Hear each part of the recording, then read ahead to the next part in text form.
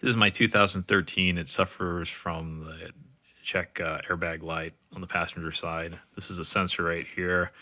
I decided, I was taking out the seat anyway, so I decided let's open this up and see what's going on.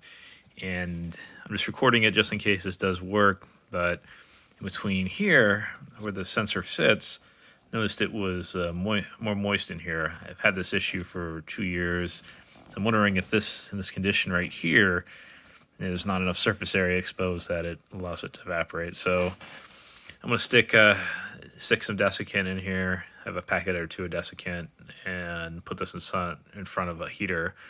Run it overnight, and when I hook it up, I'm going to see if that dries it out enough or if this thing's permanently broken. The electronics here, it's got 2 in there. So I know this thing talks, so it's not the electronic circuit card that's damaged, but it could be the capacitive sensing. These things normally sense your water, so maybe that water in there caused it to get readings that are anomalous. Maybe it's too short or something like that, and I don't know. Whatever it is causing it to give me that. And I know it works sometimes, so just recording it just in case it works. This works.